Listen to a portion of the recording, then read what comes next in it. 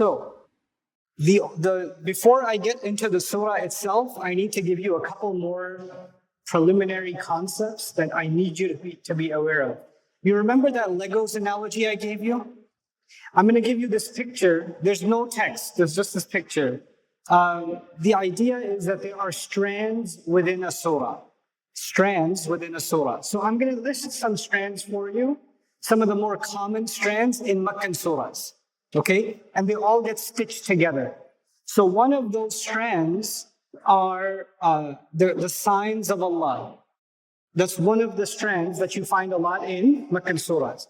So the signs of Allah could be in the mountains, the signs could be inside of ourselves, the signs could be in history, etc. Right? That's one. The second is prophetic history. Prophetic history. Okay? Now, prophetic history, I'm not talking about nations and their destruction. That's separate. Prophetic history is like, when the angels came and spoke to Ibrahim alayhi salam that he's going to have a child. That's a small episode of prophetic history. Or when Musa alayhi salam spoke to Allah on the mountain, that's prophetic history, right? So that's the second strand now. A third strand is Judgment Day and the afterlife. Judgment Day and the afterlife. How many we got so far? What are they? What was number one?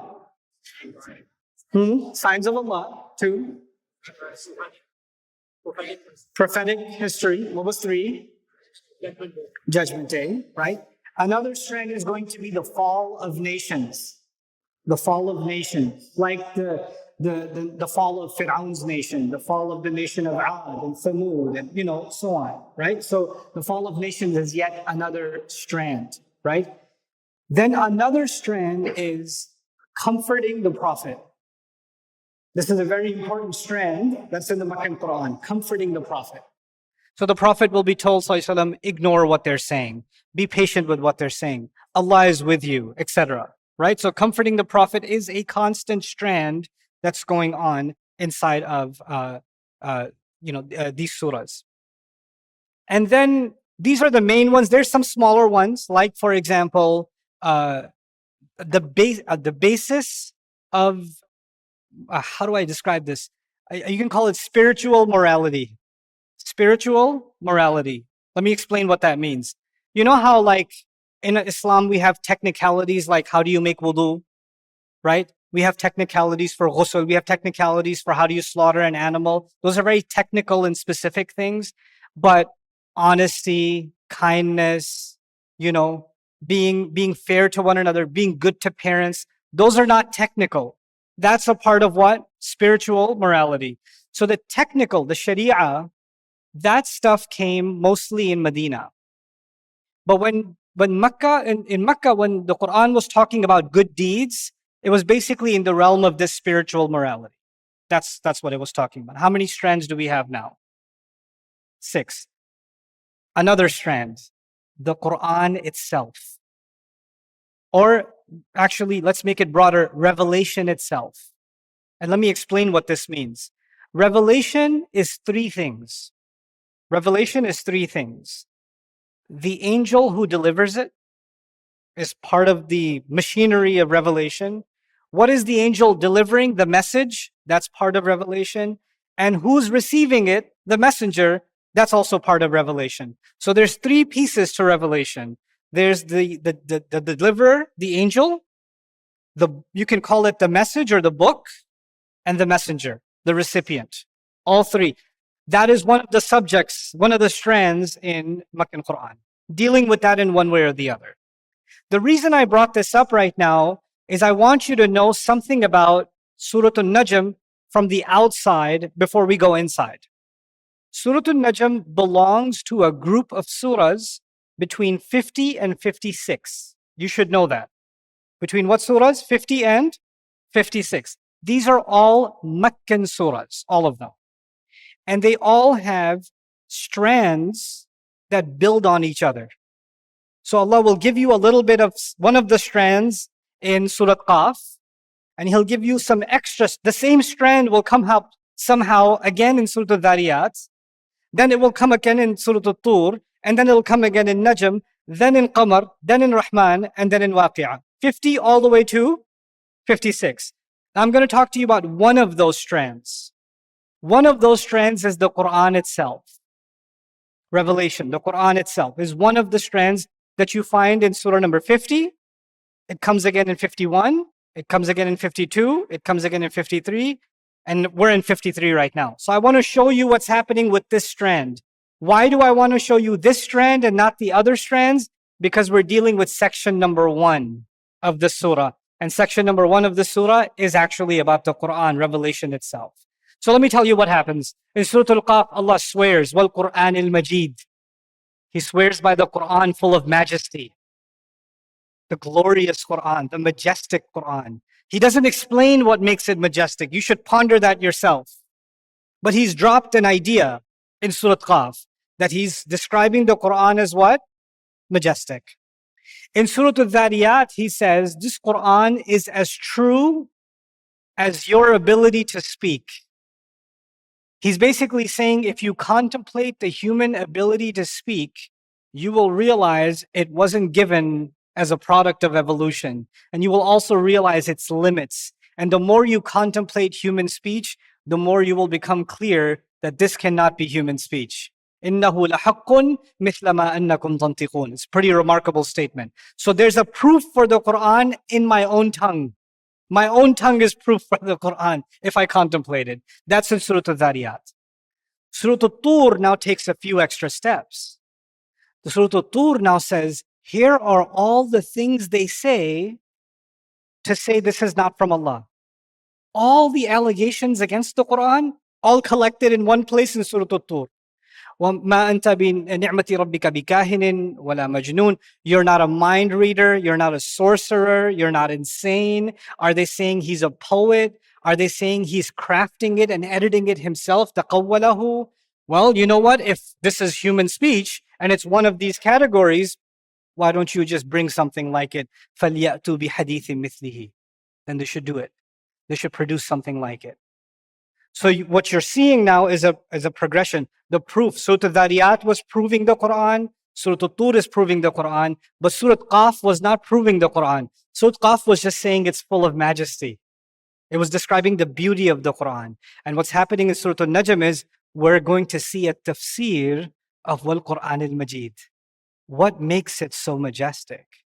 What are some things that you can think about and I can think about that make it majestic? So keeping track of these strands is helpful because Allah is building an idea and other strands will be built, but this is the first one that we're going to dive into, okay?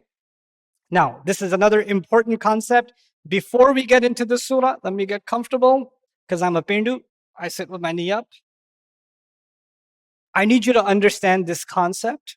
Istidlalul ma'qul bil mahsus. I'll explain what this means. A lot of the Quran given in Mecca will start making more sense to you if you understand this concept. It's a very important concept in the Quran. So, sometimes Allah will talk, today in this surah, Allah will talk about the star. The star. You can see the star with your eyes, yes? In Surah Al-Dhariyat, He will talk about the wind. The wind. Can you feel the wind? Yeah, you can totally feel the wind. In Surah Al-Tur, He'll talk about the mountain of Tur. Did people see the mountain of Tur? Did they experience the mountain of Tur? Yes, they saw it. Allah will talk about things that you can experience from the 5 senses. That is al-mahsus. Imagery. Imagery, you can imagine it, you can feel it, you can experience it, but He's talking about it and He's using it to teach you something that is beyond the 5 senses. He's teaching you something about the unseen through it. He's teaching you something, powerful. Like, for example, actually, if I get into the example, it'll take too long. We'll take this surah as the example itself. Allah will be talking about the star. But He's using the example of the star to talk about something much more spiritual. So actually, the star is just a stepping stone. It's just a device for something much larger. You with me? So that's how we're going to when you see one of the physical phenomena in the Quran, any signs of Allah, you should ask, why is that there? What's the significance of it? What spiritual truth is connected to this image? One of my favorite examples is wattini wa zaytun. Wattin was a fig and the olive. Fig in the olive, which is a reference to the Mount of Olives in Jerusalem, which reminds of the legacy of Jesus. But you don't have to say Jesus. You can just say what? Watin, especially with Zaytun, and the entire history of Jesus comes up. Waturi Sinin, that's the history of Moses, Musa alayhi salam. Wahadha al-balad al-amin, that's Makkah, which is the history of Ibrahim alayhi salam and Rasulullah sallallahu alayhi wasallam. So prophets are being talked about by just a few images, you see, and their entire legacy, that entire spiritual truth is encapsulated in just a couple of words. That's part of the style of the Quran. It's sophisticated, it's rich, and that's what we have to pay attention to if we're going to make sense of the surah. Now we're going to get into the surah itself. First things first, the reports we have about the surah, they're not conclusive, but most likely, or high likelihood, this was given to the Prophet ﷺ in the 5th year. So he's been a prophet for 5 years when this surah came. And by this time, they've started to become very hostile. Some seerah historians argue that the first 3 years or so, or 2 years, the Prophet ﷺ was giving da'wah, but he was giving it one-on-one. He wasn't going in public, and he wasn't out in the marketplace and things like that. It was one-on-one. People were being talked to about Islam, and it was kind of underground. And then from 3, 4, and 5, things started becoming more public. And as they started becoming more public, the response of Makkah started becoming more and more and more aggressive. So we're now in the middle of the early part of the aggression of Makkah when this surah came. An interesting event happened. Now, one of the things that the Quraysh used to do when the Prophet used to recite the Quran, they used to start making noise. I don't want to hear it. I don't want to hear it. Or somebody would start singing a song. Or they would pay women to start a concert while the Quran's going on. لا تسمعوا لهذا القرآن وألغوا فيه. So in the middle of the market, women would start dancing and singing, and all the crowd would go over there. Don't listen to this Quran and create distraction when it's being recited. لعلكم تغلبون. So you can win. So the Quran was being ignored, right? And if somebody hears the Quran, they start making noise so you don't hear it, right? But then 2 years into this aggression, Allah gave the Prophet ﷺ Surah An-Najm. وَالنَّجْمِ إِذَا هَوَى مَا ضَلَّ صَاحِبُكُمْ وَمَا غَوَى وَمَا يَنطِقُ عَنِ الْهَوَى. And something strange happened. The Prophet was reciting this surah, the whole surah, at one time. It's a long surah.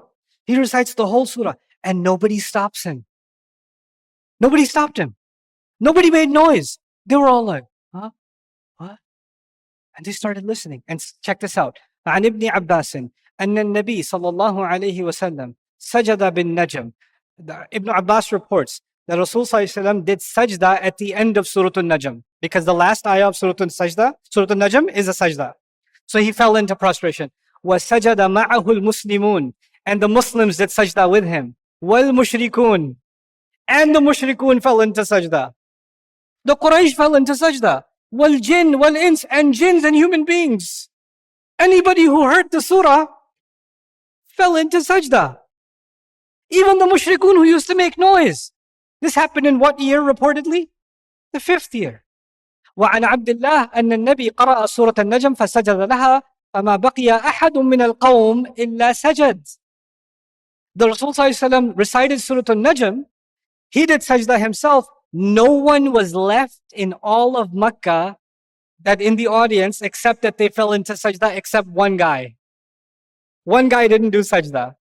فأخذ رجل من القوم كفا من حصباء أو تراب فرفعه إلى وجهه. Instead of doing sajda, he took some dirt and he put it on his head and said, that's enough for me. I'm not going to put my head down on the dirt will come up to my head. That was his reaction. But everybody else even people who don't believe, fell into sajda momentarily. Okay. So now, يكفيني هذا. He said, this is enough for me. قال عبد الله فلقد رأيته بعد قتل يعني بعد قتل كافرا متفق عليه. Some say this was Umayyah ibn Khalf, others say other things. Then we saw that this person was killed later on. He died a violent death. Anyway, this is a big problem. Because the Quraysh, the elders of Quraysh, keep spreading Don't listen to this Quran. This man is insane. This man is wasting your time. He's just a poet. And now everybody has done what? So they can't keep campaigning against Islam when they all sort of Islamed for a few minutes. This is looking pretty bad. This is very bad. So they had to come up with a solution to this incident, because this is not just one person or two people. This is everybody. So here's what happens. And this is my understanding of these events. You're free to disagree, but to the best of my ability, this is how I understand these events. They had to come up with a solution to this problem. And in this surah, later on, Allah will say, أَفَرَأَيْتُمُ اللَّاتَ وَالْعُزَّى وَمَنَاةَ الثَّالِثَةَ الْأُخْرَى. Allah will say, have you seen your false gods? They had different idols, right? 3 of those gods were named in the Quran. Lat, Manat, Uzza. 3 of them, Allah named them and said, you think these are Allah's daughters? And you know what they did? They went around and they said, no. We didn't do sajda because of the Quran. The Prophet was saying, Lat, Manat, and Uzza are good. He said, Inna shafa'atahum turtaja. Their intercession will work. They can save you on Judgment Day. So the Prophet compromised and he was okay with 3 of our gods. He even mentioned them in Surah An-Najm. Did the Prophet mention those 3? Did Allah mention those 3 gods in Surah An-Najm? Yes. Did he say that they're going to intercede on your behalf? No, they made that up. And this became famously known as the satanic verses. This became, the Prophet momentarily agreed with Lat, Manat. He never agreed. They had to come up with an alt facts campaign. They took 3 of the words in the surah, made up their own ayat, spread them, and the rumor spread far and wide to some of the Muslims who were living in Abyssinia, heard the rumor. That's how good their rumor machine was. And they said, the Prophet has compromised with the Quraysh. You can come back now. He's made a deal with them, because if you accept some of their gods, you've made a deal. So some of them started coming back because of the rumor. That's how powerful the rumor machine was. And I won't dignify the idea of the satanic verses and whether it's legitimate or not, because for any real academic, not even a believer, any real academic that studies the subject, looks at the text, looks at what they're claiming, it doesn't add up at all. The most plausible explanation, which is absolutely convincing, is this incident was too big of an embarrassment for them. So they had to create a smear campaign against the Quran. And that's what they came up with. So this is one incident that you should know about that was related to Surah An-Najm. Okay. Now, by the way, something I didn't tell you, I should have told you. These notes, they're like in Arabic, because I want you to feel bad. No. They're in Arabic in a box. The box is usually for me, not for you. I'll explain it. But sometimes there are things in English and they're not in a box. Those things are for who? They're for you. So don't feel bad about this. I'll feel a little bad, but that's okay. This is for me. But for you, inshallah, that's coming. Okay? Now, let's begin with the first ayah of this surah. By the way, my goal today is to try to reach ayah number 6. Inna lillahi wa inna ilayhi raji'un. Let's see how far we get. وَالنَّجْمِ إِذَا هَوَى. Allah says, I swear by the star as it falls. I swear by the star as it falls. That's an easy translation so far. I'm going to share first with you, what did the Muslims say about this ayah historically? This is in Qurtubi, Tabari, Ibn Kathir, different tafasir. These are some of the opinions about these ayat. مجاهد والثريا إذا سقطت مع الفجر والعرب تسمي الثريا نجما وإن كانت في العدد نجوما. This is going to be important. He's saying by Thuraya. Thuraya is not the name of an Arab khala. Thuraya is a cluster of stars in the sky. In English, we call them the Pleiades. The Pleiades constellation or the Pleiades cluster of stars. Okay? The Arabs used to call it Thuraya. And they're saying by the constellation or the cluster of stars called Thuraya as they fall. As they fall. So I'm not going to explain this yet. Just keep this in your head. It's referring to a specific star or a specific group of stars as they fall. We'll figure out what that means soon. Mujahid says, no, An-Najm is actually it's saying star, but it's talking about the Quran. وَالْقُرْآنِ إِذَا نُزِّلَ لِأَنَّهُ كَانَ يُنَزَّلْ نُجُومًا. Najama Or najjama or nujjima actually in Arabic means to give something in installments. To give something in installments. So Quran came in what? Installments. So each installment is like a star shooting in the sky. Like each installment is a star falling. That's how Mujahid saw it. You see the beautiful contrast, comparison between those two? It's a similar oath that you find in Surah Al-Waqi'ah when Allah says, فَلَا أُقْسِمُ بِمَوَاقِعِ النُّجُومِ. I swear by the falling of the and the placement of the stars, right? And so that's a very powerful, beautiful image because the stars are the only light in the middle of darkness, and the revelation of Allah is light in the middle of a world that's full of darkness, right? And Allah controls every star and its movement, and Allah determined every ayah and its revelation and when it came. So that was the opinion of Mujahid. Al-Farra, nujumu samai kulluha hina taghrubu. This is all of the stars in the sky when they fall or when they start disappearing from the horizon. Hassan says something similar. Allah swear by the stars as they disappear. Hassan also said this might be referring to stars on Judgment Day when they all start falling. I swear by the star as it falls or as it will fall, meaning I'm swearing by the time when all stars are going to start dropping out of the universe. Because Allah will describe, the إِذَا الْكَوَاكِبُ انْتَثَرَتْ, other places in the Quran, all the stars are going to disperse, and tumisat, they're going to be erased and wiped out. So that could be a reference to that. These are early opinions.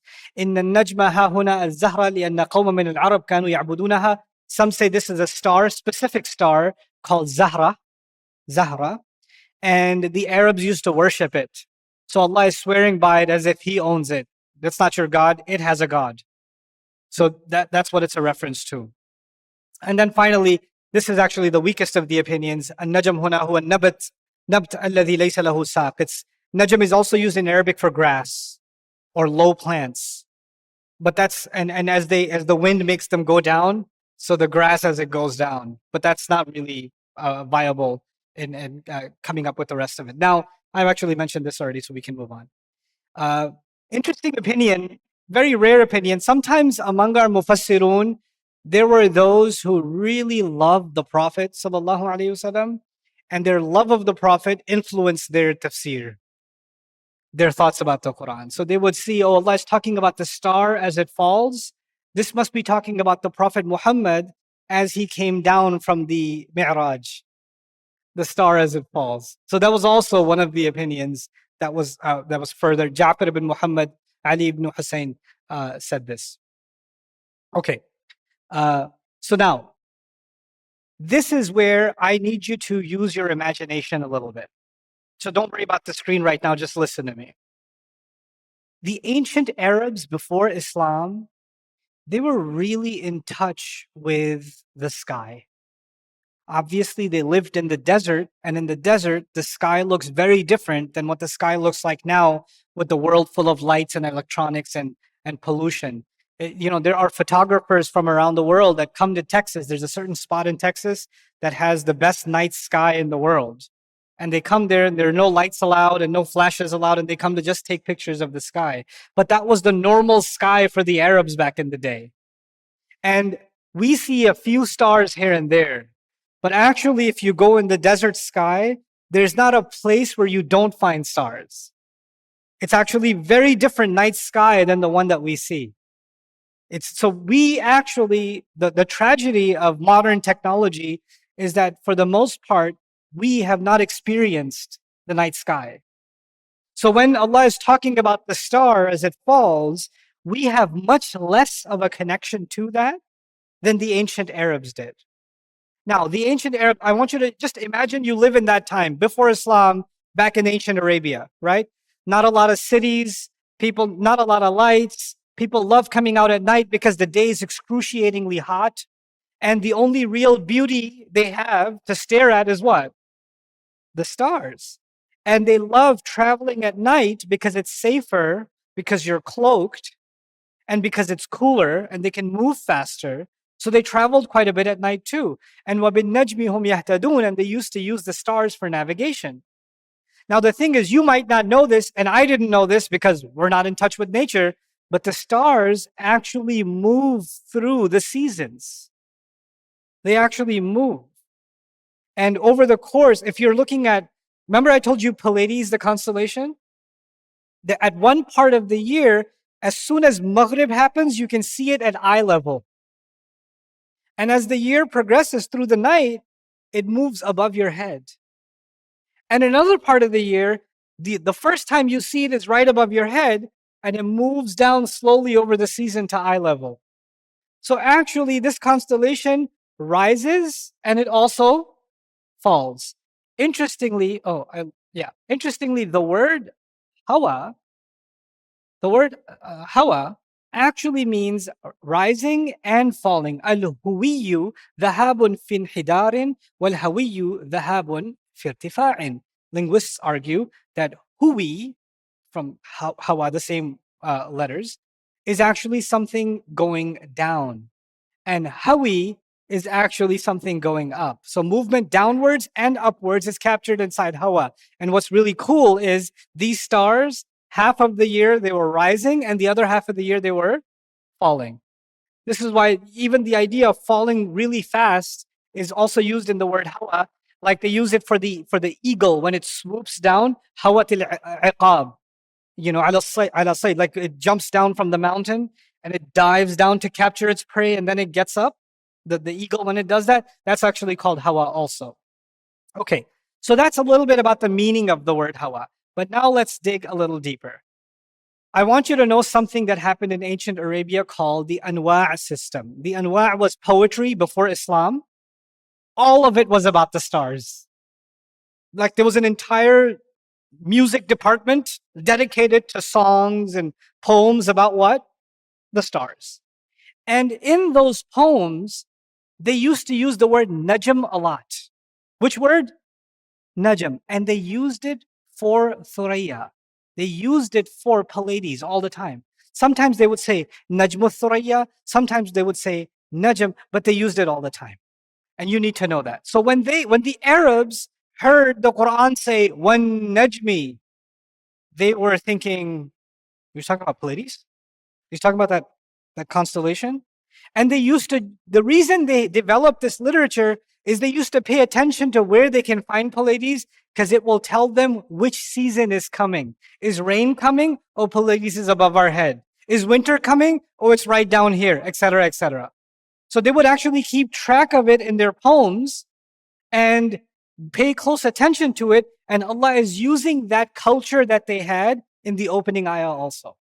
We'll see why He does that. But right now, I need you to know, if you were an ancient Arab and you never heard about Islam and you heard when Najmi Idha Hawa, you're like, yeah, I do that. Yeah, I know that. I know what that's about. Yeah. So there would be a connection to you. It's not a spiritual connection to you yet. It's just something that's part of your culture that Allah is drawing on, right? Now, these are just examples of the word Najm being used as Thuraya. So we'll skip these quickly. But I do want to get you to the summary. Okay. In the summer, Thuraya, Najm rises. So when they see it rising, they see it at the horizon, at the sunset, and then they see it rising, that means it's summer coming. And when it's falling, that means what's coming? Winter. So the poet will say, oh, I see Thuraya falling. It's making hawa. You better tell the boy to get the axe. You know what that means? What is he going to do with the axe? What do you think? He's going to cut wood, which means he's going to make a fire because it's going to get cold. You get it? So they would actually consider this a connection to the change of seasons. And they would make preparations for the future based on An-Najm Idha Hawa. Now this is really awesome because Allah is also saying, you're so used to preparing for the coming season because you look at the sky, and now this revelation has come from the sky, and it's time for you to prepare for the coming season of the afterlife. You see? So the physical image of An-Najmi Idha Hawa is now being tied to what is this revelation is not a joke. You have to take it very seriously. So he's tying the revelation together to this cultural phenomenon of the era.